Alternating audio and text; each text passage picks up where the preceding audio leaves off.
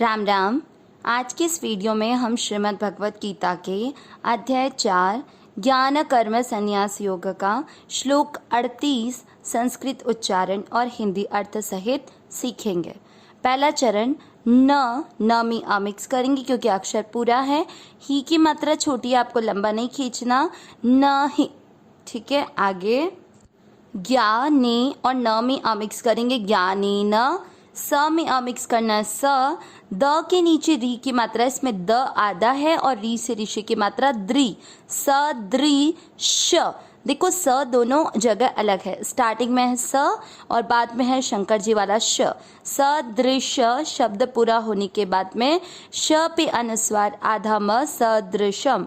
पहला चरण फिर से, न ही ज्ञानेन सदृशम।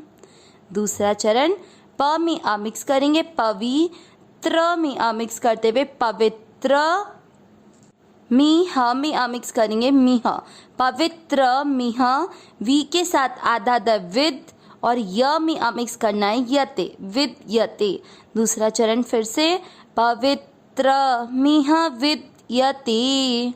पहला और दूसरा चरण साथ में, न ही ज्ञानेन सदृशम पवित्र मिह विद्यते। तीसरा चरण देखेंगे, त पूरी के साथ आधा तत्, आधे स के साथ व पूरा स्व, य पूरा य। शब्द पुराने के बाद य पे अनुस्वार स्वयं। योग ग में मिक्स किया, योग। स के ऊपर बिंदी आधा न, क्योंकि शब्द में पहले या बीच के किसी भी अक्षर पे होगा तो उसको अपन क्या पढ़ते हैं, आधा न। संसी द आधा है और ध से धनुष पूरा है, संसिद्ध। ध में अ की मात्रा तो विसर्ग को पढ़ेंगे ह, संसिद्ध। तीसरा चरण फिर से, तत्स्वयं योग संसिद्ध। चौथा चरण देखेंगे, काले ना के साथ आधा तन्नात, म में मिक्स करना है, मनी नात मनी। वी के साथ आधा न विन और दति विन दति। पूरा चौथा चरण फिर से, काले नात्मनि विन्दति। तीसरा और चौथा चरण साथ में, तत्स्वयं योग संसिद्धः काले नात्मनि विन्दति। पूरे श्लोक का उच्चारण एक साथ, न ही ज्ञानेन सदृशं पवित्रमिह विद्यते तत्स्वयं योग संसिद्धः कालेनात्मनि विन्दति। एक बार फिर से, न ही ज्ञानेन सदृशं पवित्रमिह विद्यते तत्स्वयं योग संसिद्धः कालेनात्मनि विन्दति। श्लोक का अर्थ देखेंगे। भगवान आज के इस श्लोक के पूर्वार्ध यानी पहले और दूसरे चरण में तत्व ज्ञान की महिमा बताएंगे और तीसरे और चौथे चरण मतलब इस श्लोक के उत्तरार्ध में कर्म योग की विशेष महत्ता को प्रकट करेंगे। तो पहला चरण से अर्थ निकालते हैं, न यानी नहीं, ही यानी वैसे क्योंकि होता है, लेकिन यहाँ पर निःसंदेह दूसरा कोई साधन, ये अर्थ लिया जाएगा। आगे ज्ञानेन, ज्ञान से, ज्ञान के दोनों बात एक ही है, सदृशम समान, पवित्रमिह, इसमें म जो है उसको पवित्र के साथ जोड़ेंगे, पवित्रम यानी पवित्र करने वाला। म पे ई की मात्रा है तो इह इस मनुष्य लोक में, विद्यते है। पहला और दूसरे चरण का अर्थ क्या निकला, निःसंदेह इस मनुष्य लोक में ज्ञान के समान पवित्र करने वाला दूसरा कोई साधन नहीं है। तीसरे चरण पे तत्, इसीलिए उस तत्व ज्ञान को, तत् यहाँ पर तत्व ज्ञान के लिए आया है, क्योंकि अभी ऊपर जो पहले और दूसरे चरण में बात बोली ना कि उसके समान इस मनुष्य लोक में कोई पवित्र करने वाला नहीं है, तो तत् यानी इसलिए उस तत्व ज्ञान को योग संसिद्ध मतलब जिनका योग सिद्ध हो चुका है वह कर्मयोगी।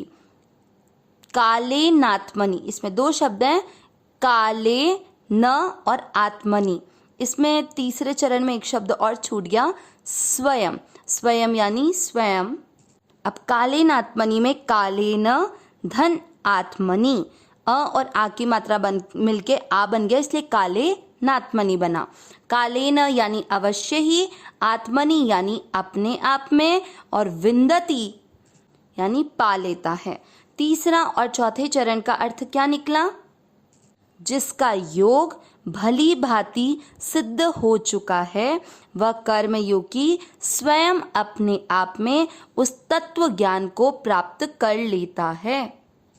पूरा अर्थ निकला, इस मनुष्य लोक में ज्ञान के समान पवित्र करने वाला निःसंदेह दूसरा कोई साधन नहीं है। जिस का योग भली भांति सिद्ध हो चुका है वह कर्मयोगी उस तत्व ज्ञान को स्वयं अपने आप में अवश्य ही प्राप्त कर लेता है। अब इस अर्थ को थोड़ा सा और क्लियर समझेंगे। पवित्र होना मतलब कि पापों का नाश होना। अब पवित्र करने का सबसे अधिक अच्छा साधन बताया तत्व ज्ञान को। क्यों? क्योंकि जिसको तत्व का ज्ञान यानी परमात्मा की सत्ता का अनुभव हो गया, उसकी दृष्टिकोण में इस संसार की सत्ता का कोई निशान नहीं है।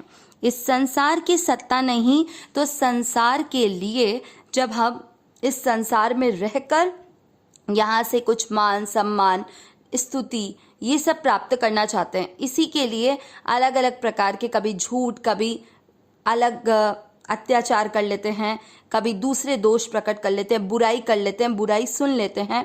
तो जब संसार की सत्ता रहेगी नहीं तो ये सारे दोष उत्पन्न होंगे नहीं, पाप होंगे नहीं, तो पापों का नाश होते ही पवित्रता स्वतः आ जाएगी। इसीलिए बोला कि तत्व ज्ञान के समान इस मनुष्य लोक में पवित्र करने के समान पवित्र करने के लिए कोई दूसरा कोई साधन नहीं है।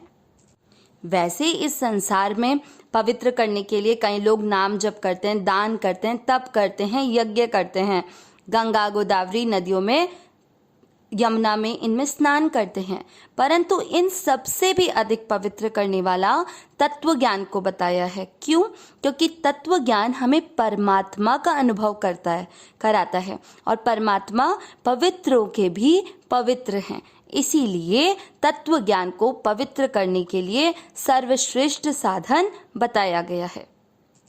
अब तीसरे और चौथे चरण में कर्मयोगी के बारे में बात करते हुए कहा कि जिसका योग भली भांति सिद्ध हो चुका है।